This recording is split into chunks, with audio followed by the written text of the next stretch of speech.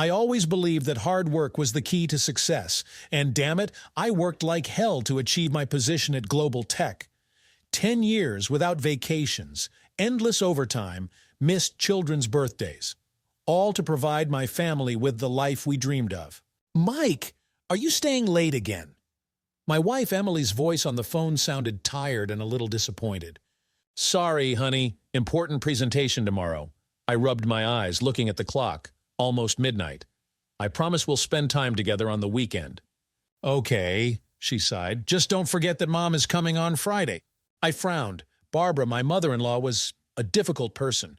Always with a smile on her face, always ready to help, but something in her eyes made me feel uncomfortable.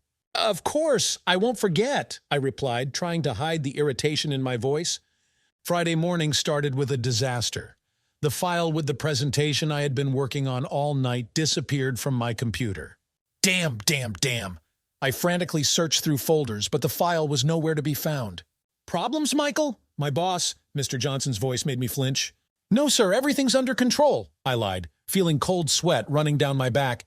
By some miracle, I managed to recreate most of the presentation from memory, but the client was dissatisfied. We expected more from your company, Mr. Taylor, he said dryly, leaving the conference room. I returned home late in the evening, broken and angry. Mike! Finally, Emily met me at the door. Mom's already arrived. We were waiting for you for dinner. Sorry, the day was hellish, I mumbled, taking off my jacket. Michael, darling. Barbara came out of the kitchen, beaming. How did your important meeting go? I looked at her, trying to understand why her smile seemed so fake to me. Not very well, to be honest, I replied. The presentation file disappeared somewhere. I had to improvise. Oh, what a pity, Barbara drawled. You know, in my day, we always made paper copies of important documents. You can't trust technology. I nodded, feeling a strange irritation. Somehow her words sounded not like sympathy, but like gloating. At night, lying in bed, I couldn't sleep. Something was bothering me. It wasn't the first time important documents had disappeared before key meetings, and not the first time it coincided with Barbara's visit. Don't be paranoid, I told myself. It's just a coincidence. But deep down, I felt that it wasn't. Something was happening, and I was determined to find out what exactly. Over the next few weeks, I became more attentive. I started noticing little things that I had overlooked before. For example, how Barbara always ended up near my home computer when she came to visit, or how she smiled strangely when I talked about problems at work. Mike, have you seen my phone? Emily asked one evening. I'm sure I left it on the kitchen table. I frowned, remembering that I had seen Barbara in the kitchen shortly before. No, I haven't seen it. Maybe Mom knows? Barbara appeared in the doorway as if by magic. What are you talking about, dears? My phone is missing, Emily explained. Oh, I accidentally moved it when I was wiping the table. Barbara pulled the phone out of her apron pocket. Here it is, sweetie. I watched this scene carefully. Something in Barbara's behavior seemed unnatural. The next day at work, another surprise awaited me. An important client we had been negotiating with for several months suddenly backed out of the deal. Michael, what's going on? Mr. Johnson looked furious. This is the third client in a month who leaves at the last moment. I don't know, sir, I mumbled, feeling the ground slipping from under my feet. I'll contact them and find out the reason. But when I called the client, I heard something shocking. Mr. Taylor, we received an anonymous letter with information about your company, the client said coldly. There were details that made us doubt your reliability. I hung up, feeling my blood run cold. An anonymous letter? From where? In the evening, when Emily was putting the children to bed, I decided to check my suspicions. Entering the guest room where Barbara was staying, I carefully started examining her things. And then I saw it. A piece of paper that fell out of her purse. It had the names of my clients and some notes written on it. Michael, what are you doing in Mom's room? I turned sharply. Emily was standing in the doorway, looking at me with surprise and suspicion. I was looking for a phone charger, I lied, feeling my heart pounding in my chest. Emily frowned, but seemed to believe me. Okay, let's go to bed. It's late. I nodded, leaving the room. But now I was sure. Barbara was up to something, and I had to find out what exactly before she destroyed everything I had worked so hard for. The decision to talk to Barbara didn't come easily. I spent several days weighing all the pros and cons, trying to find the right approach. Finally, seizing a moment when Emily took the kids to practice, I decided to act.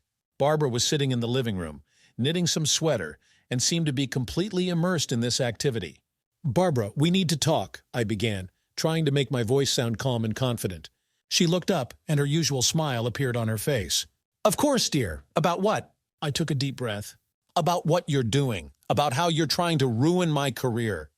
The smile on Barbara's face faltered for a moment, but quickly returned. "Michael, what are you talking about?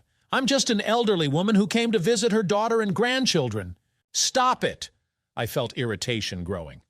"I saw the list of my clients in your bag. I know it was you who sent anonymous letters tarnishing the company's reputation."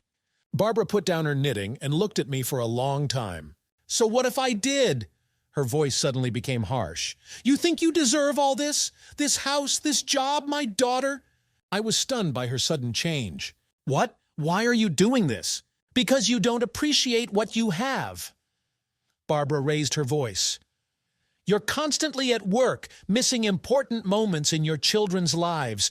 Emily deserves better." "I work to provide for the family," I exclaimed.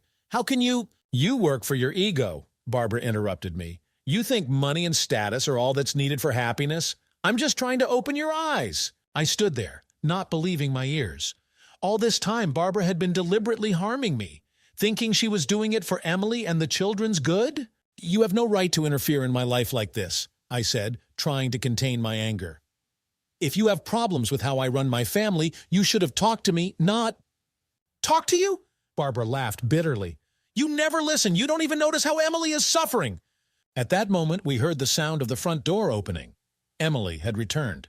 "What are you arguing about?" she asked, entering the living room and looking from me to Barbara. We both fell silent, not knowing what to say. How to explain to Emily what had just happened? "Nothing, dear," Barbara finally said, putting on a smile again. "Just a small misunderstanding." I looked at Barbara, then at Emily. I knew this conversation wasn't over, but how could I prove to my wife that her mother was deliberately harming our family, and how to protect my career and family from someone who should be on our side? After the confrontation with Barbara, the situation only worsened. At work, things were going from bad to worse. 2 more clients refused to cooperate, citing the company's dubious reputation. Mr. Johnson called me to his office. "Michael, what's going on?"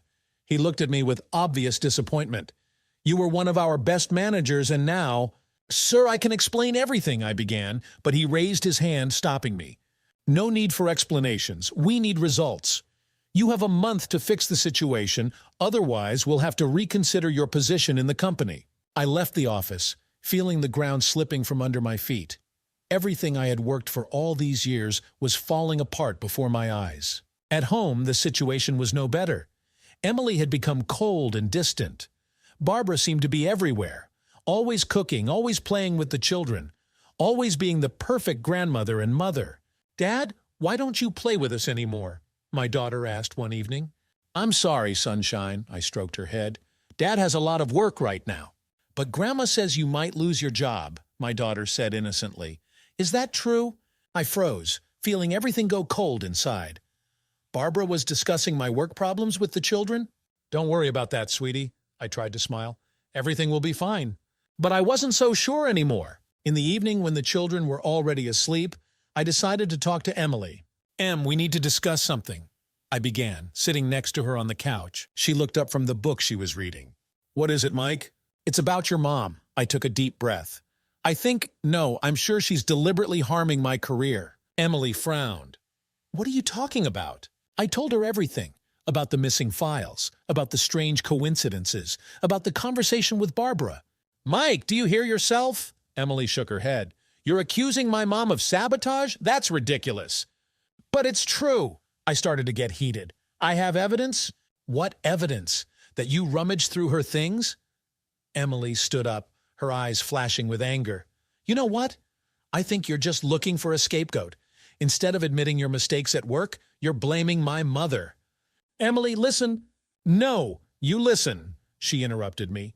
"Mom is here to help us. She takes care of the children while you're missing at work, and instead of gratitude, you're making up these wild theories." She turned and left the room, leaving me in complete despair. How could I prove the truth if even my wife doesn't believe me? The next day I decided to go all in. I installed a hidden camera in my home office, hoping to catch Barbara red-handed. It was illegal and unethical, but I felt I had no choice. In the evening, reviewing the recording, I saw what I was looking for. Barbara entered the office, sat at my computer, and started typing something. I zoomed in on the image and went cold. She was sending an email to one of my clients, posing as an employee of a competing firm. With evidence in hand, I was ready to reveal the truth. But when I went downstairs to the living room, ready to confront Barbara, I froze in place. Emily was sitting on the couch, crying, and Barbara was hugging her, comforting her. "Everything will be all right, darling," Barbara was saying. "If Mike loses his job, we'll manage. I'll help you." I stood in the doorway, not knowing what to do. How could I destroy this scene with my accusations? But I couldn't stay silent any longer either. I had to do something before it was too late. The next morning started with a call from Mr. Johnson. "Michael, come to the office immediately. It's urgent." His tone didn't bode well. I hastily dressed and ran out of the house, not even saying goodbye to my family. At the office, not only Mr. Johnson was waiting for me, but also two unfamiliar men in strict suits. "Michael, these are FBI agents," said Mr. Johnson. "They have a few questions for you." I felt the ground slip from under my feet. "FBI, what's going on?" "Mr. Taylor," one of the agents began, "we're investigating a series of corporate leaks and industrial espionage. Your name came up during the investigation." "What?" I was in shock. "I didn't do anything." "Nevertheless," the agent continued, "confidential data was sent to competitors from your IP address. Do you have an explanation for this?" And then it dawned on me. Barbara. She had used my home computer for her machinations. I think I know who did this," I began, but then Emily burst into the office. "Mike!" She looked scared and confused.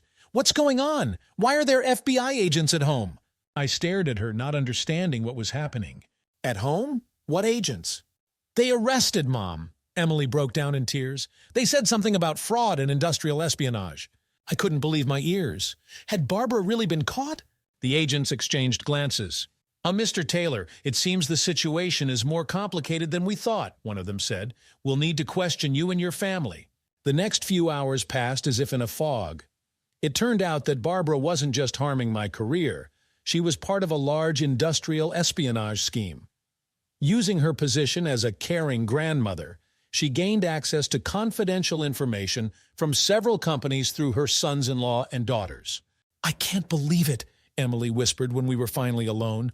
"All this time, she was using us?" I hugged my wife, feeling a strange mixture of relief and bitterness. "I'm sorry I couldn't convince you earlier," I said. "I just wanted to protect our family." Emily raised her tear-filled eyes to me. "No, I'm sorry. I should have believed you, not her." We sat in silence, trying to make sense of everything that had happened. Our life had turned upside down, but at least the truth had finally come out. "What will happen now?" Emily asked. I took a deep breath. "I don't know, but we'll manage, together." Looking at my wife, I realized that despite all the difficulties that await us, we had become stronger. We had gone through betrayal and lies, but our love and trust in each other had withstood this test. Many challenges lay ahead of us: restoring my reputation at work, explaining to the children, Barbara's trial. But now I knew I wasn't alone in this fight. I had my real family, Emily and our children. And even though we had lost someone who should have been on our side, we had gained something more valuable: truth and unity. Now we could start over, without lies and manipulations, relying only on each other. I looked at Emily and smiled weakly. "You know, maybe I really should spend more time with the family." She nodded, squeezing my hand. "We'll catch up. We'll still have time for happiness." And I knew she was right. Despite all the difficulties, we had the main thing. We were together, and now nothing could come between us. Did you like this story? Let us know in the comments what you liked. Subscribe to our storytelling podcast. Also, don't forget to like and ring the bell so you don't miss more interesting stories. See you soon.